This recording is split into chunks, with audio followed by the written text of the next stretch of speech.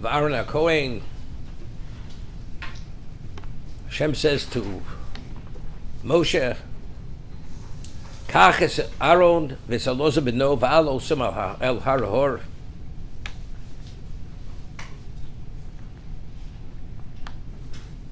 You should take Aaron, his son, and you should bring them up to Hor Hor. Havshet is Aaron is begodov. You should undress, remove the garments from Aaron v'ilbashtom es Elozar b'no, and you should dress Elozar with the priestly garments. V'Aaron Yosef u'meishom, and Aaron will pass on, and he will die there. They return. So initially, when they ascended the mountain, it was Moshe, Aaron, and Elozar. When they returned, it was only Moshe and Elozar. Vayiru kol ha'edo ki gova Aaron.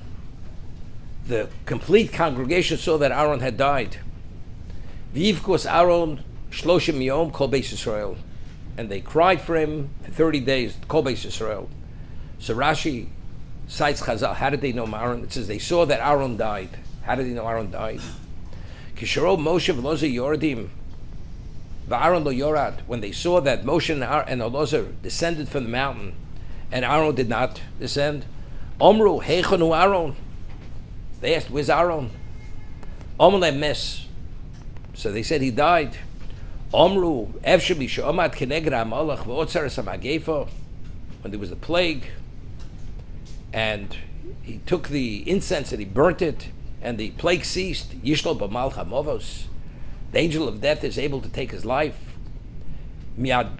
Now the question is, firstly, Aaron died bin neshika, meaning he did not die as a result of mal chamovos, and this is the death that even Miriam Hanaviyah was given.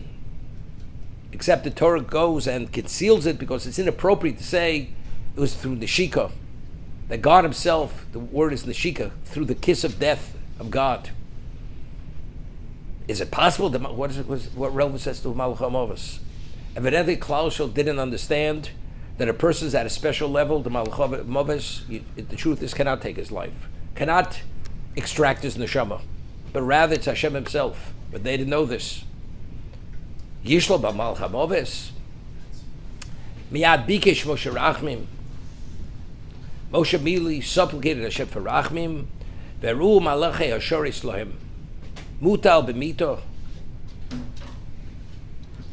rove mito. He showed them malach hashoris lohem, mutal b'mito. He was lying on a bier, and when they saw this, they believed that what? That he died. Otherwise, they thought maybe they incarcerated him somewhere.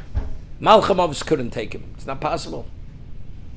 Maybe Hashem took him. So when they saw the Malachim carrying his remains in Shemayim, they saw and they believed. We find by the Chet Egel, it says that when Moshe didn't return, according to their miscalculation, because they believed after 40 days he was supposed to return, but according to their calculation, it was 40 days.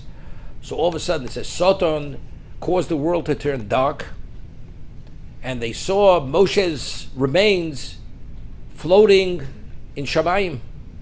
But this was the act of Satan. Factually, was it true? So they said, Moshe died. We need an intermediary. And this precipitated the Egel. So over there, when they saw Moshe's remains, it was what?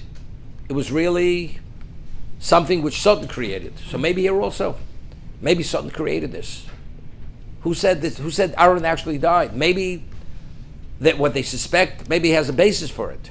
Why did they believe? Vayiru v'yamiru. They saw and they believed. Over here it says the Malachei Ashoris carried his remains. They just didn't see his remains there. Malachei Ashoris. Satan cannot duplicate or replicate something of Kedusha. There, Moshe Rabbeinu was purely a facade. It wasn't truth. But over here, that the Malachei Ashoris were carrying the remains of Aaron, that itself was an indication that this is Hashem, and this is not the what? This is not the Maisa Satan. This is not the act of Satan. It's firstly. Secondly, getting back to what I said before, they said, how's it possible Yishol Malach HaMovos? But maybe it's been Neshika. Maybe it's been Neshika. What they didn't know. So we said maybe they didn't know there's such a thing as Neshika. that a person dies is able to die without the Malach HaMavis. Or maybe it's this way.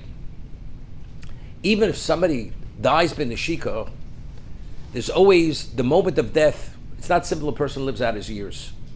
You have, it says, the Malach HaMavis, the Yetzer Hara Malach HaMavis is the same power, and the Satan. It's all the same. Same level of representation. What happens? There's a kitrug. There's a certain level of prosecution, and that prosecution causes there should be a judgment, and because of that judgment, the person is taken. Now we have a new question. Who is the prosecutor of Klal Yisrael? That's Satan. Satan's the prosecutor. The Malach HaMavis is the prosecutor. So it doesn't mean to say, is it possible the Malach HaMavis has any degree of control over Aaron? Here he's able to counter him. You mean not that he took his life. Maybe he really passed away with Neshika. But the Malach HaMavis was actually involved that over here, that he was the prosecutor over here. Aaron lived out his days. It has nothing to do with prosecution. HaKadosh Baruch Hu says that he's not going to Eretz Yisrael because of Mei Meriva, because he was involved with Moshe Rabbeinu when he struck the rock rather than speaking to the rock. So therefore, but it's possible, maybe the Malach HaMavis is the prosecutor. When they saw the Malachei HaShores carrying Aaron's remains, that was a confirmation. It's unrelated to that, but rather it's the Shika, Hashem himself.